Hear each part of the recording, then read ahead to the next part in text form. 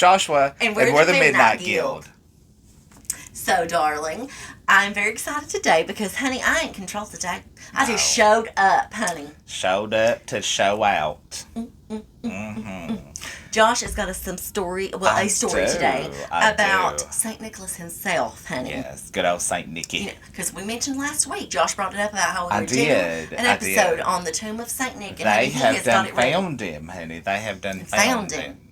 So, I'm sorry, go ahead. No, honey. I was just going to say, so we're super excited because I don't know anything about this whatsoever. And I let Josh, just take over because I literally was really wanting to hear this story from, I don't want to read it. I want you to tell it to me. So, honey, now, you all know that, I don't dive as deep as Ariel dives. And, you still do great, though. She goes to them unheard of parts of the internet. I kind of broke it up into two little parts for you because I figured what we would do is, because I feel like a lot of people might actually not know about St. Nicholas. I agree.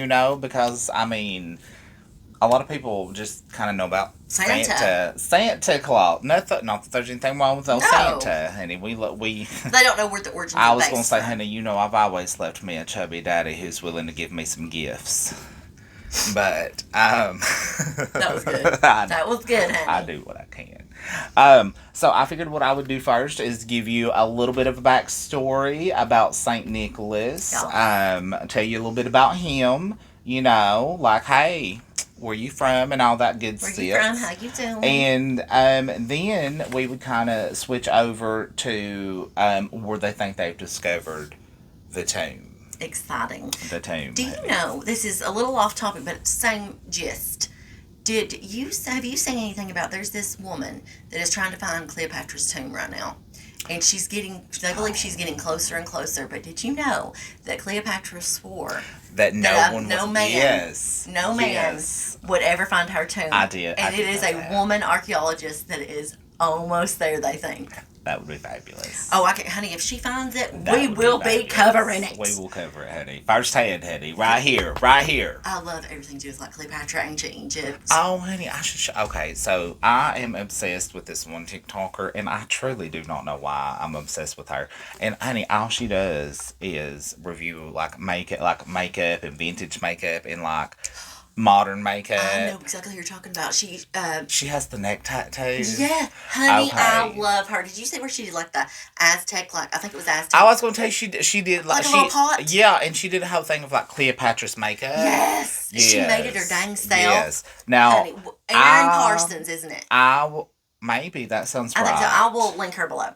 But when I tell you, honey, now I am a 100% self-assured homosexual, but I do find her very attractive. She's beautiful. I don't know. So, honey, if this ever gets you, just know you've got one little queer, honey, up in the mountains of Tennessee that thinks that you're a hottie. She thinks you're it, honey. Honey, you get it, girl. Yes, girl. Get it. Slay. Man, I think it's the neck tattoos, because you know what I always say, honey, I will do some crazy things for a neck tattoo and a few felonies.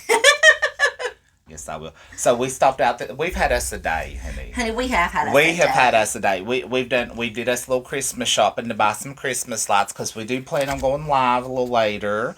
Because I have another tree that needs to be decorated. So why not just decorate it with you fine folk? That's right. Right. Yep. So tune in.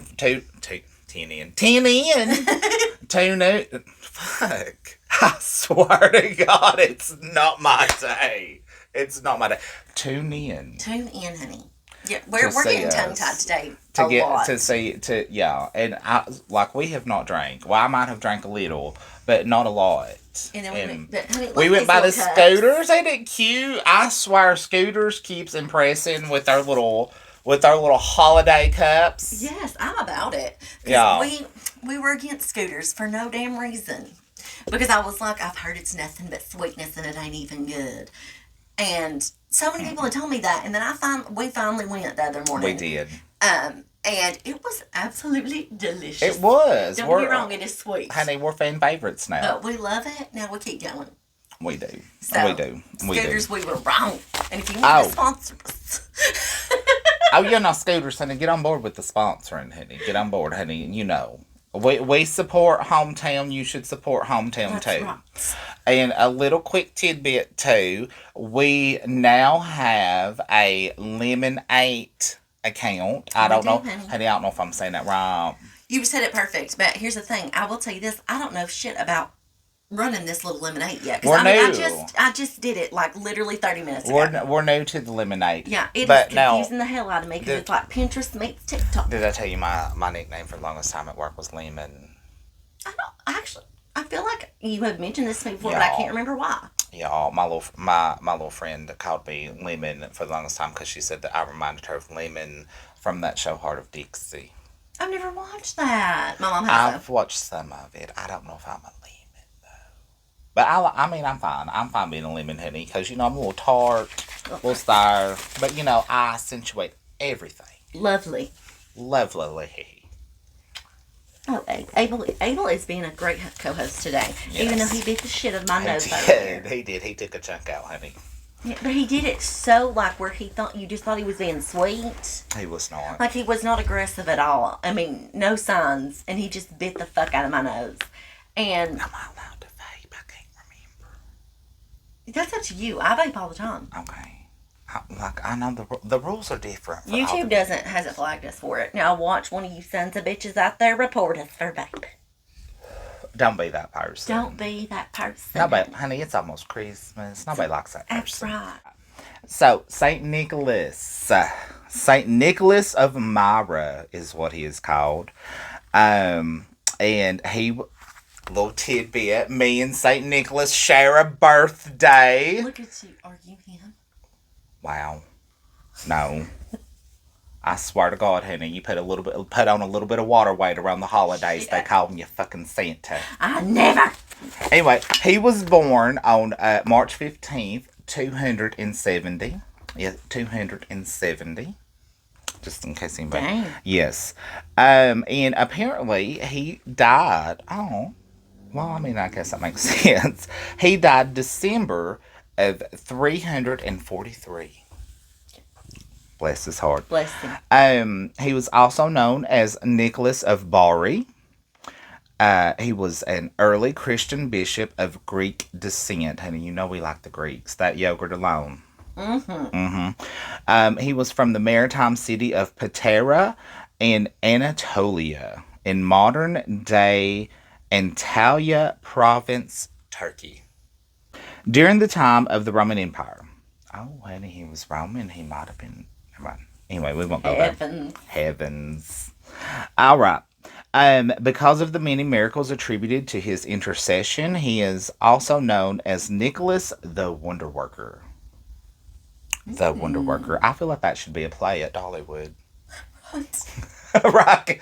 Nicholas the Wonder Worker. A Christmas time special. Right. Yes. Saint Nicholas is the patron saint of sailors, merchants, archers, repentant thieves. Yes, repentant thieves, honey. Now, if you're not repentant, don't call him the Nicholas. No. Children, brewers. I'm assuming that means, beer. Beer makers, yeah. Yeah. Pawnbrokers, toy makers, and this is my favorite, unmarried people.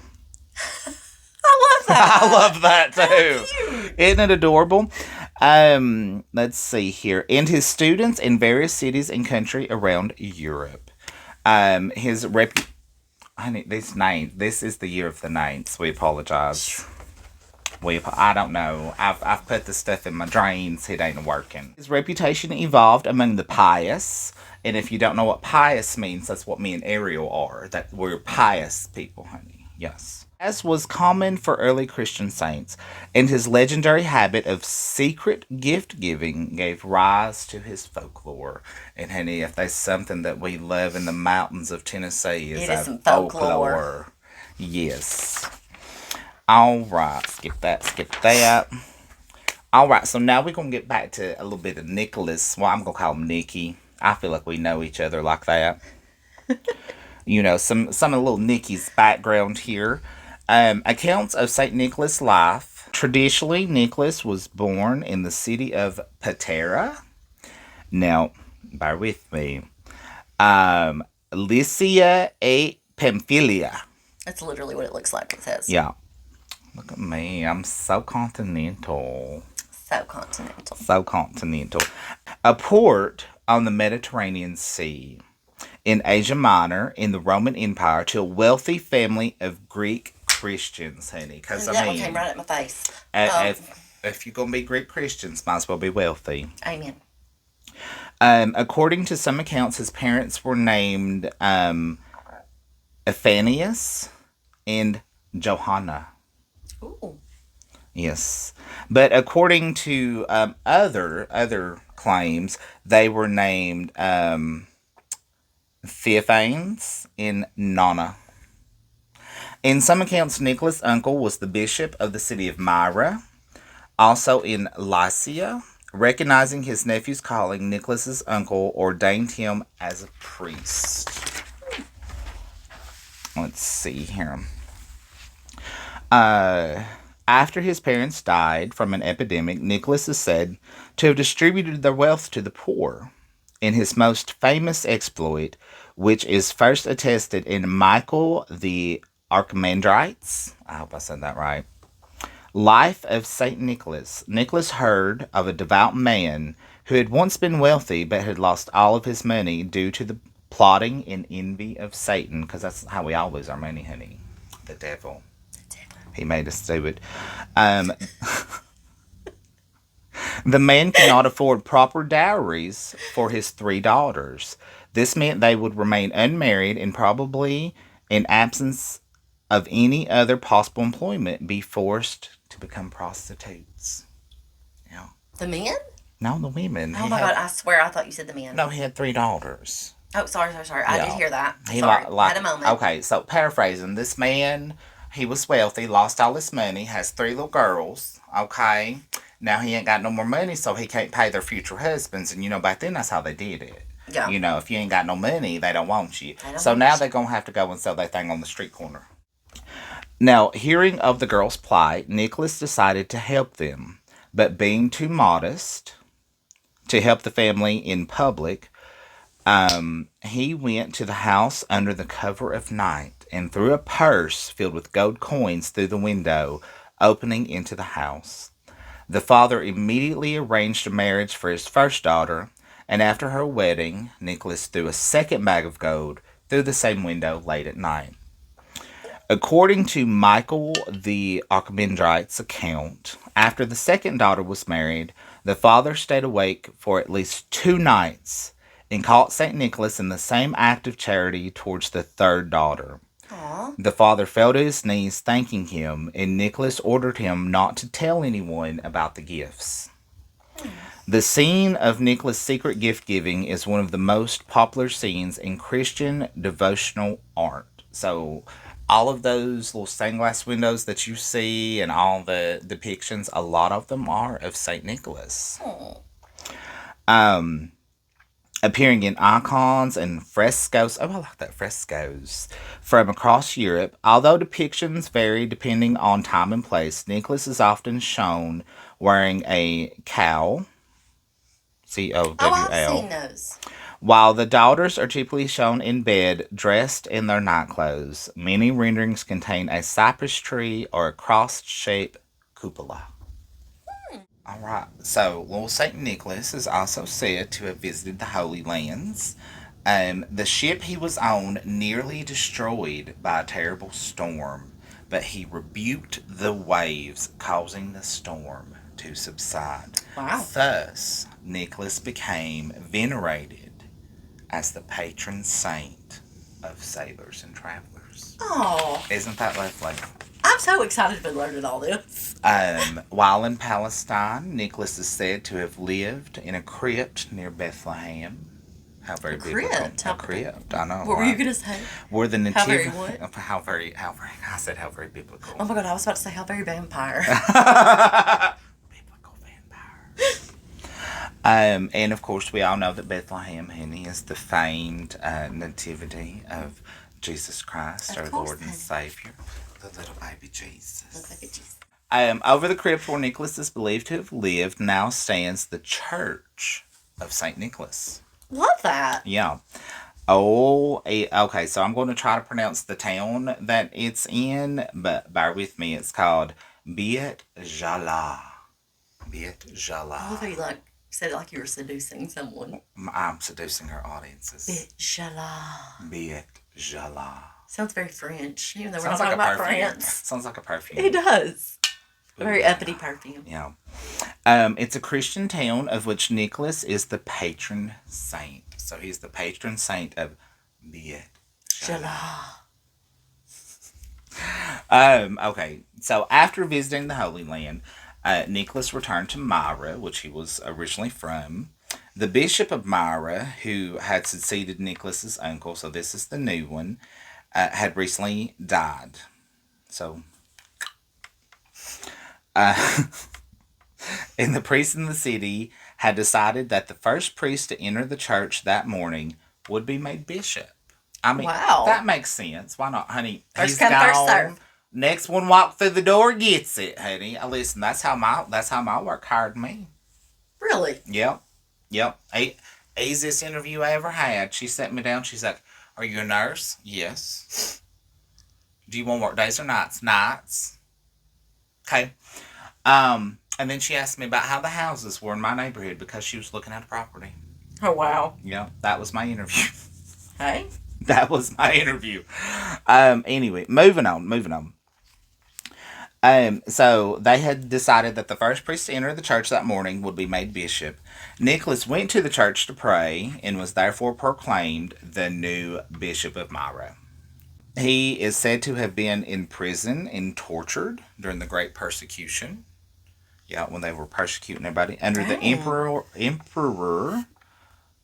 Nero, probably. No, Diocletian. I kind of like that name. That's literally what it looks like. That's such a weird name. Who ruled from 284 to 305. But he was released under the orders of the Emperor Constantine the Great. Good old Constantine. Yeah, I was going to say, we all know Constantine. Little Constantine, who we know ruled from, well, we don't know. Some people don't know. I didn't know this, but I'm going to pretend I did. From 306 to 337. These numbers throw me off all the time, you know. I'm not saying that he was born in 204. It's weird to say it like that. It really is. It truly is. Let's see here. One of the earliest attested stories of Saint Nicholas is one in which he saves 3 innocent men from execution. Good old Michael, the Archimandrite. 3 innocent men were condemned to death by the governor Eustachius. As they were about to be executed, Nicholas appeared in all his glory, pushed the executioner's sword to the ground, released them from their chains, and angrily chastised a juror who had accepted a bribe. Shame. This story directly parallels to an earlier story in Philostratus' Life of Apollonius in Tyana. Honey, this is giving me some anxiety pronouncing these words. In which Apollonius prevents the execution of a man falsely condemned of banditry. Michael the Archimandrite tells a story where Ablabius accepts a bribe to put 3 famous generals to death in spite of their actual innocence. St. Nicholas appeared to Constantine and Ablabius in dreams. Oh, okay, so he appeared to them in dreams. I see what they're saying. Informing Constantine of the truth and frightening Albabius into releasing the generals for fear of hell. Dun, dun, dun. All right. Later versions of the story are more elaborate, interweaving the 2 stories together. According to one version, Emperor Constantine sent 3 of his most trusted generals named Euros, Nepithenos, and Herphalion to put down a rebellion in Phrygia. However, a storm forced them to take refuge in Myra, unbeknownst to the generals who were in the harbor. Their soldiers, furthered inland, were fighting with local merchants and engaging in looting and destruction. Nicholas confronted the generals for allowing their soldiers to misbehave, and the generals brought an end to the looting. An end. An end, honey. So, Now here's where it gets kind of interesting for me. I like this little tidbit. So apparently, Saint Nicholas was at the Council of Nicaea. Okay. So now, if no one knows what the Council of Nicaea is, it was this big meeting, an interfaith meeting, where they kind of agreed on all the principles of Christianity. Right. Which is why we celebrate Christmas in December. How the pagan Christmas tree became an emblem of Christmas. How the Greek Easter, the Greek goddess Easter became part of the Easter celebration. Pagan beliefs and wound them into Christianity. Yeah, because they this is where it all took place. So I can kind of see how Saint Nicholas became part of the Christmas tradition. Culture. Yeah. So I find this part a little bit interesting, and sadly, there's not a lot noted on this, but I do just find it's one of my favorite tidbits about it. Oh, shoot, hang on. So sorry. No, you're fine. About flipped the table, honey. Honey, she's just throwing tables. Just throw it in a straw. Honey, like Jesus, that one time flipping a table. Honey, just mad at the world, honey, mad. The Council of Nicaea. In 325, Nicholas is said to have attended the first Council of Nicaea, where he is said to have been a staunch opponent of Arianism and a devoted supporter of Trinitarianism, in one of the bishops who signed Nicene's Creed. A later legend, first attested in the 14th century, over 1,000 years after Nicholas's death, holds that during the Council of Nicaea, Nicholas lost his temper and slapped a certain Arian. I think that's Arian. Yes. So he slapped him across the face. On account of this, Constantine revoked Nicholas's mitre and pallium. What's that? I don't know. Mitre and pallium. I'll look it up and I'll put it at the bottom. Later versions of the legend embellish it, making the heretic Arius himself and having Nicholas punch him rather than merely slapping him. So, yeah. So they're like, he didn't slap him, he punched him, honey. Throat punched it. Son of a gun. Yeah. Yeah, with his open hand. Okay, not open. Backhanded. Honey, that pimp hand. I was gonna say, yeah, honey, yeah. Nikki's pimp hand be strong, honey. He keep out baby powder.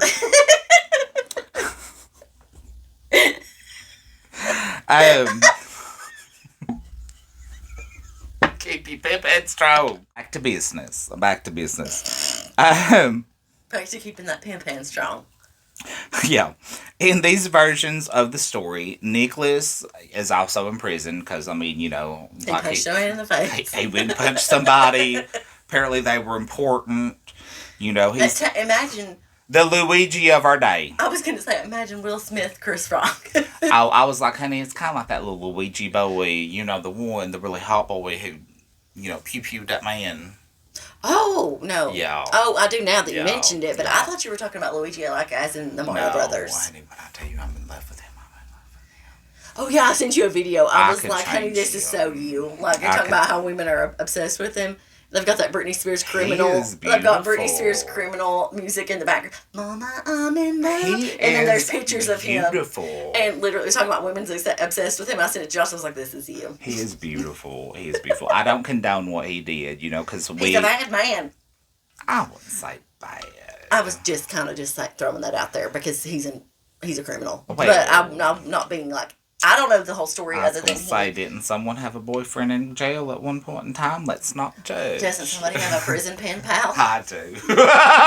Nicholas got imprisoned for punching little dude in the throat. I don't know if he punched him in the throat, but I like to think that he did. I like to think he did. But Christ and the Virgin Mary, not the other one, the slutty one, but the Virgin one, appeared to him in his cell. Stop it. He tells them he is imprisoned for loving you, Christ and the Virgin Mary. And they free him from his chains and restore his vestments. The scene of Nicholas slapping Arius is celebrated, as it should be, in in Eastern Orthodox icons. In episodes of St. Nicholas at Nicaea are shown in a series of paintings from the 1660s in the Basilica di San Nicola in Bari. Not know what that is, but cool. I feel like we should visit. One story tells how during a famine, a malicious butcher lured 3 little children into his house where he killed them. Damn, this took a turn. Well, I mean, it has to fit into our narrative, so there's going to be a little bit of horror. Heavens. Yes. Sorry, I'm just being stupid. Let's see here.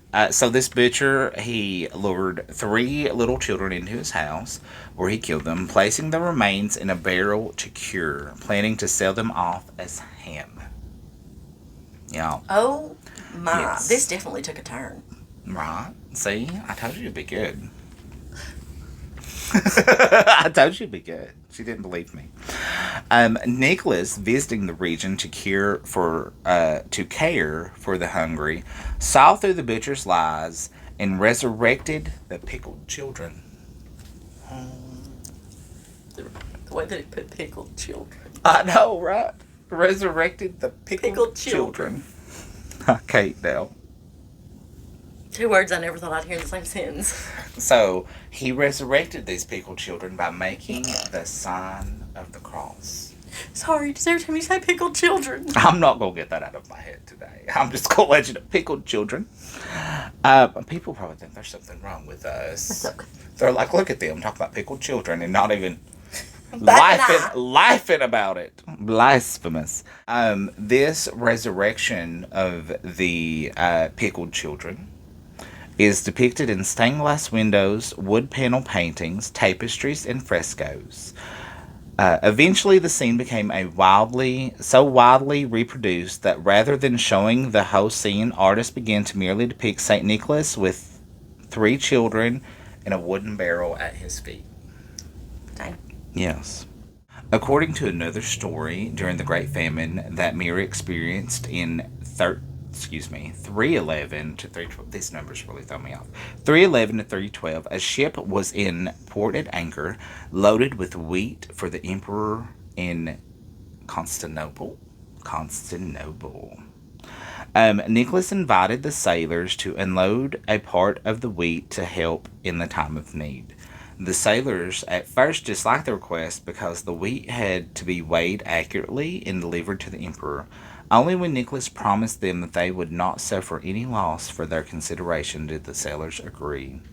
When they arrived later in the capital, they made a surprising find. The weight of the load had not changed, although the wheat removed in Mara was enough for 2 full years and could even be used for sowing. Wow. So not only did he like it was exponentially more. Right.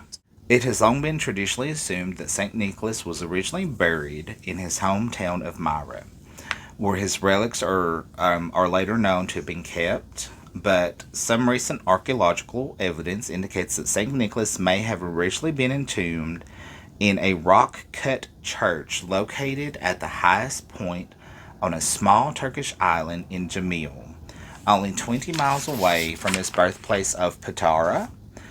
Nicholas' name is painted on part of the ruined building. In antiquity, the island was known as St. Nicholas Island. So this is where they believe that he was buried, St. Nicholas Island. And today it is known in Turkish as Gemiler Adasi. Gemiler Adasi. Translated, that means islands of boats.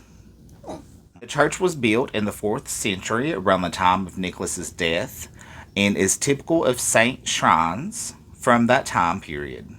So it meets all the specifications. Nicholas was the only major saint associated with that part of Turkey. The church where historians believe he was originally entombed is at the western end of a great processional way. In the mid-7th century, Jamil was vulnerable to attack by Arab fleets, So Nicholas's remains appear to have been moved from the island to from the island to the city of Myra. And that's where he was the bishop of.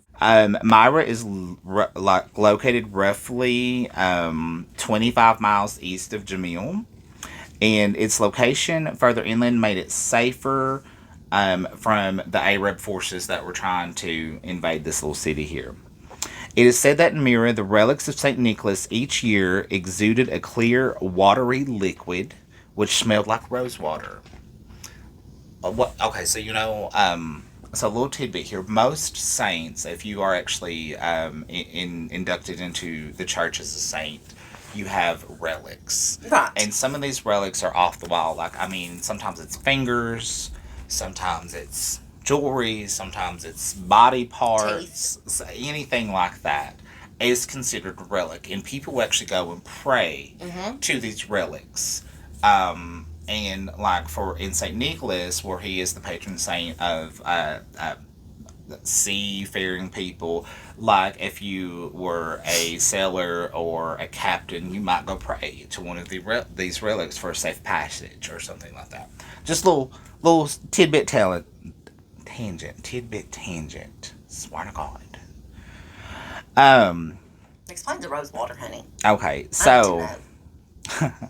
so anyway, these the relics that were associated with Saint Nicholas, they would leak, so to say, clear watery liquid, smell like rose water, called manna or myrrh, Okay.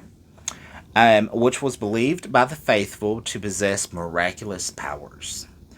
As it was widely known that all Nicholas's relics were at Mara in their sealed sarcophagus, it was rare during this period for forgers of relics to claim to possess those belongings to St. Nicholas. A solemn bronze statue of the saint by Russian sculptor Gregory Potosky was donated by the Russian government in 2000 and given a prominent place in the square fronting the medieval church of St. Nicholas. Oh, love that. Yes, so it's actually still there. The church of St. Nicholas is still there.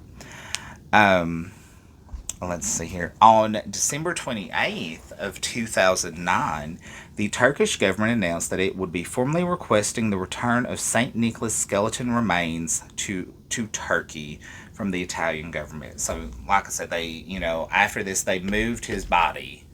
So they thought. Right. So they thought. To across the way a little bit. Now they're wanting them back. Turkish authorities asserted that Nicholas himself desired to be buried at his episcopal town, and that his remains were illegally removed from his homeland. So they're like, give him back. Right. We want him back. Now. This is kind of relevant to what we're about to be talking about. Okay, so in 2017, an archaeological survey at St. Nicholas Church, they reported to have found a temple below the modern church.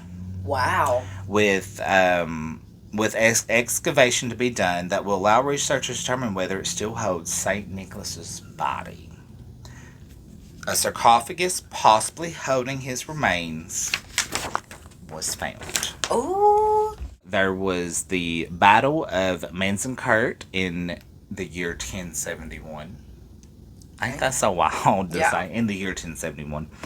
The Byzantine Empire temporarily lost control over most of Asia Minor to the invading Seljuk Turks. Because of the many wars in the region, some Christians were concerned that access to the tomb might become difficult. So, taking advantage of the confusion in the loss of the Greek Christian community of Myra of its Byzantine imperial protection, in the spring of 1087, Italian sailors from Bari and Apulia seized part of the remains of the saint from his burial church in Myra.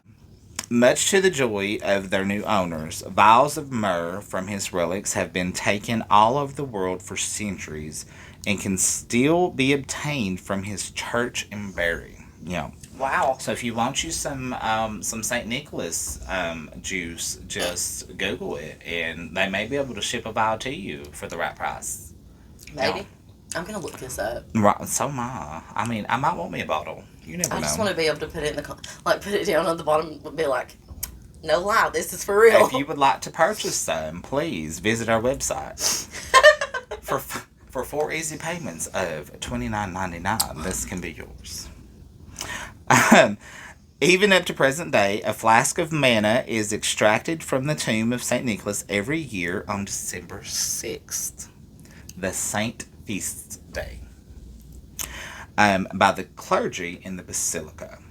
The myrrh is collected from a sarcophagus which is located in the basilica vault and could be obtained in the shop nearby. Wow. Go get you some. You bet the juice. I did. I almost said Jesus. Go get you some St. Nicholas juice. So apparently this liquid just seeps out of the tomb, but it is unclear whether it originates from the body within the tomb or from the marble itself. So you're taking a chance. Might be St. Nicholas juice, might just be some wet marble. Grody. According to a single chronicle written by an anonymous monk at this monastery in 1100, a fleet of Venetian ships accompanied by Bishop Enrico Contarini sailed past Myra on their way to Palestine for the First Crusade. Bishop Enrico insisted for the fleet to turn back and set anchor in Myra.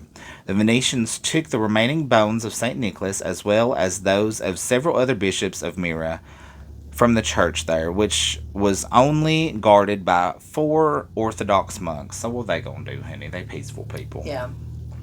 And brought them to Venice, where they deposited them in the Cenico al Lido. This tradition was lent credence in 2 scientific investigations of the relics in Bari and Venice, which confirmed that the relics in the 2 cities are anatomically compatible. So they both got the same person. Because of Nicholas's skeleton's long confinement in Myra, after it was brought to Bari, the demand for pieces of it went like sky high. Everybody's like, oh, I want me some Nikki. You know, hey, Nikki, you so fine. I want a piece of you all to mine. Small bones quickly began to disperse like all across Europe. Most of these people that like all these towns, they would kind of build a shrine to him in a port. So you see a lot of them across the globe there. So I do kind of want to skip to this part because it talks about the Irish, and I am a proud Irishman. Same. Yes. I'm seeing an Irish woman. An Irish tradition states that the relics of St. Nicholas are also reputed to have been stolen from Myra by local Norman crusading knights in the 12th century and buried near Thomastown, County Kilkenny. So yes, you all, even in Ireland, you will find a little bit of Nicky. A little bit of Nicky will do. Mm-hmm. Not to be confused with knickers, that's something else. Word. There's a stone there that marks Tomb of St. Nicholas. According to the Irish antiquarian John Hunt, the tomb probably actually belongs to a local priest from Jerpoint Abbey, but we're not going to listen to him. It's Nicky. Among Greeks and Italians, St. Nicholas is a favorite of sailors, fishermen, ships, and sailing. As a result, and over time, he has become the patron saint of several cities which maintain harbors.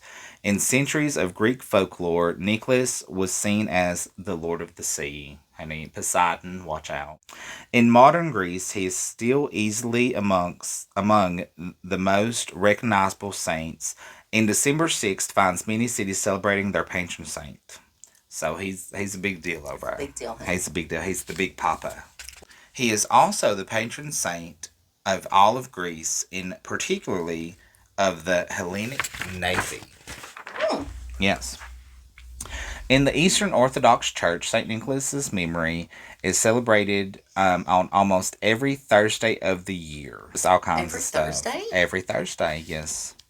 Nicholas had a reputation, which this is kind of brings him into our modern day what we think of St. Nicholas. Nicholas had a reputation for secret gift giving, such as putting coins in the shoes of those who left them out for him, which is actually still a big popular tradition over, is it Sweden? The wooden shoe people. The wooden shoe people. I think that is sweet. You know, the ones we're talking about, the shoe, the Swiss Miss people. Dutch. Dutch. Like the pie. Um, and like I said, this is celebrated on December 6th, you know, the All Saints' Day. The Cathedral of Our Lady Immaculate. Now, that sounds like a church right there. That is a church, honey. Like, oh, I bet their robes are gorgeous.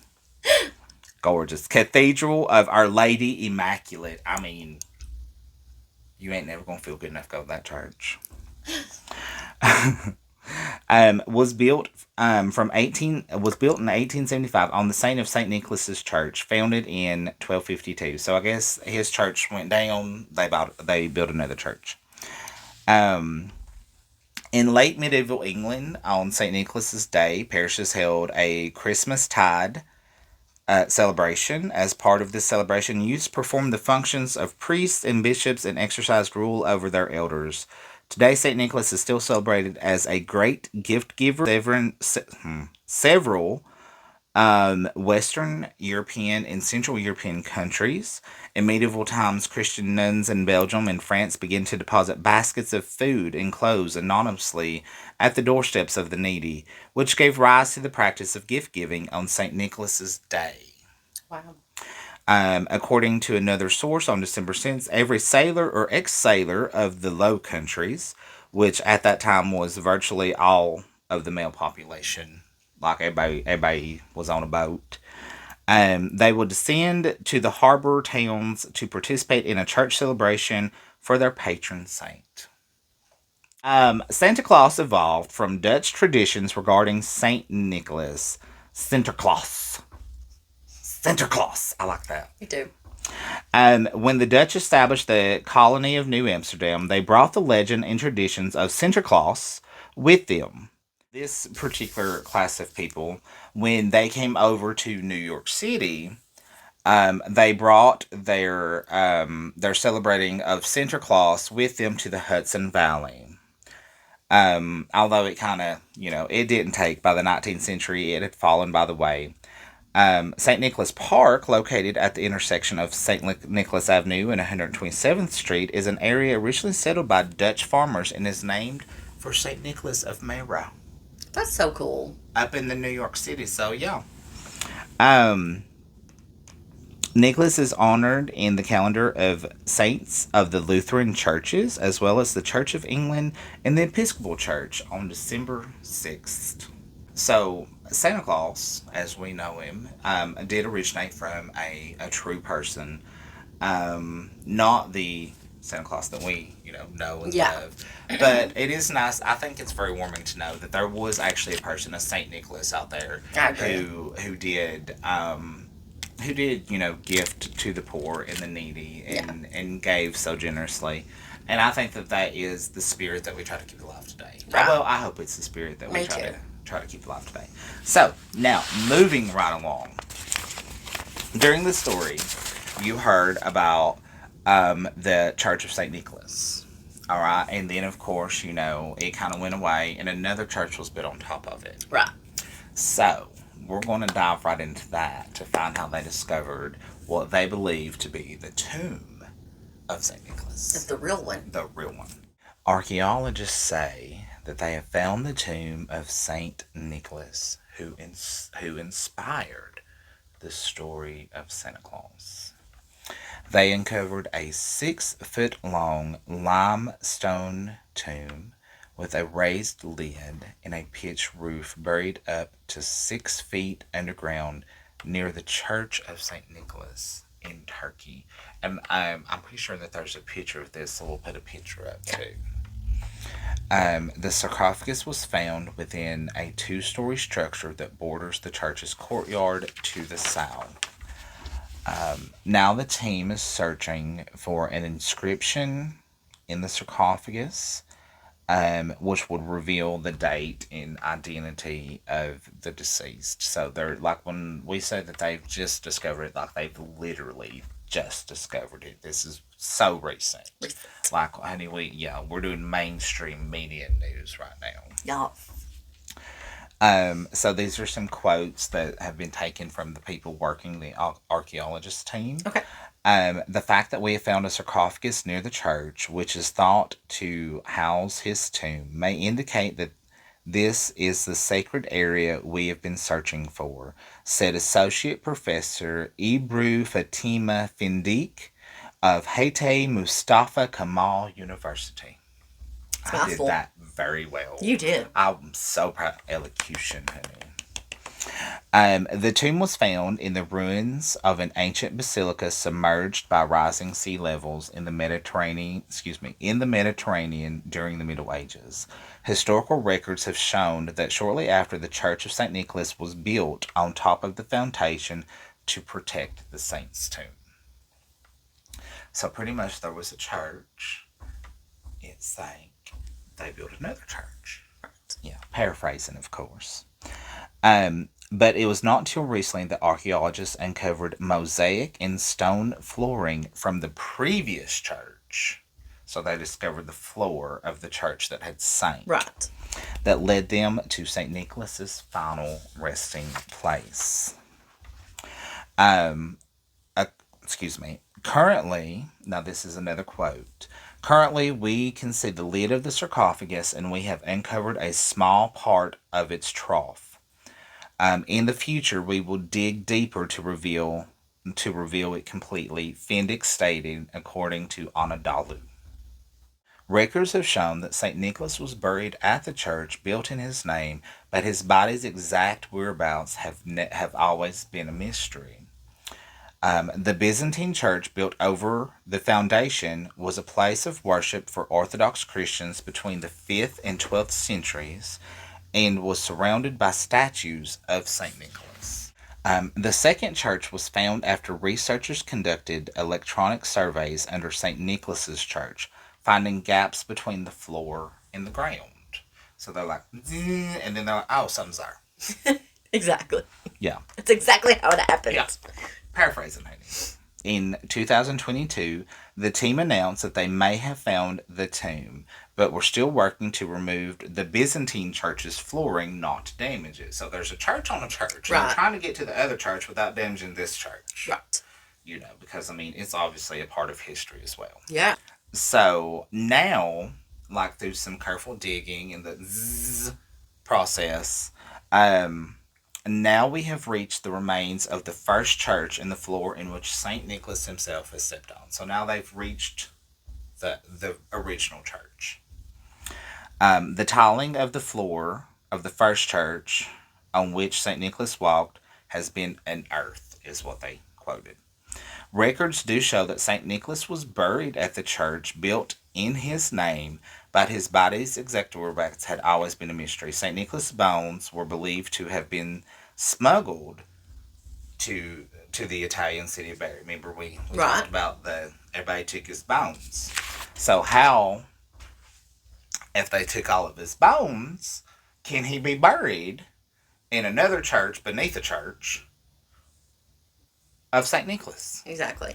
So now, paraphrasing again, but archaeologists are now suggesting that the wrong bones were removed. They took the wrong person. Dang. Yeah, yeah. And the ones that went to Italy belonged to an anonymous priest.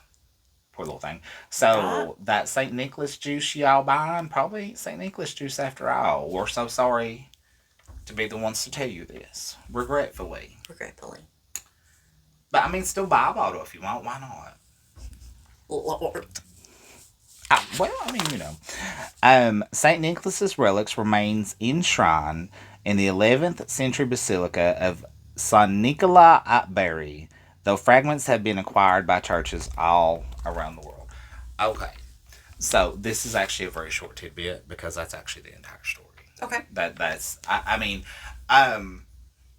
Because this is so new, like they have not figured out who is in the tomb. But they think it's him. But they think it is. Just given the proximity of where it's at, because like I said, this was the original church built for St. Nicholas on top of like the sea ticket as it does. And then another church was built on top of it. And so now they've actually reached the original church. They found a tomb in the original church, the original church of St. Nicholas, and that's who they believe it is. Right. We shall see. We I will know. keep you updated.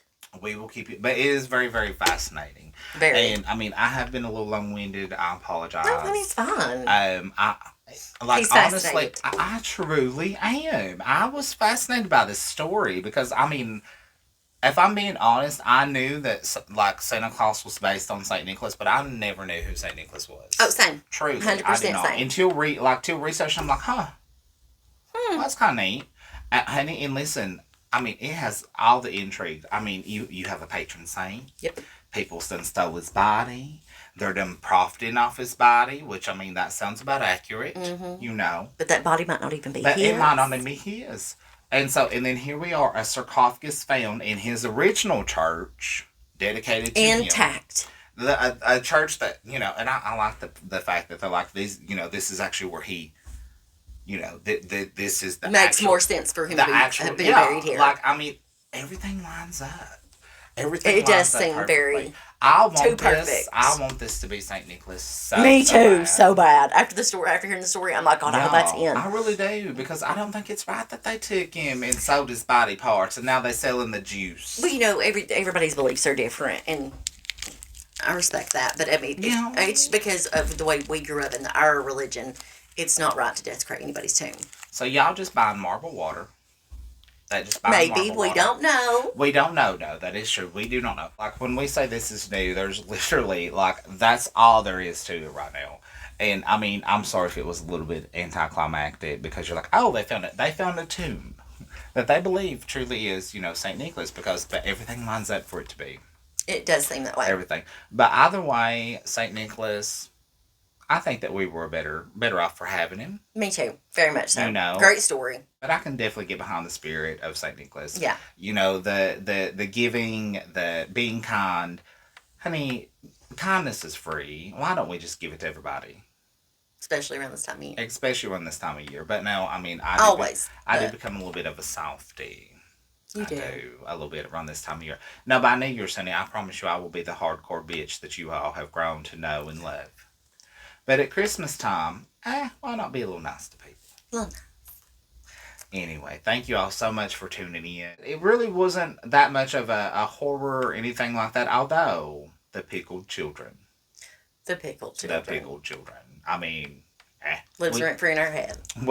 We tried to throw in a little bit of something for you, honey. Because you know here at the Midnight Guild, we'll treat you so many ways, you're bound to like one of them. That's right, honey. Amen. All right, so if you don't care, please like, share, Yes. follow, subscribe. Yes. You can find us on Spotify, TikTok, YouTube, and now Lemonade. The Lemonade, honey. The Lemonade. The Lemonade. I'm so glad that they spelled it how I was going to say it anyhow. Loves it.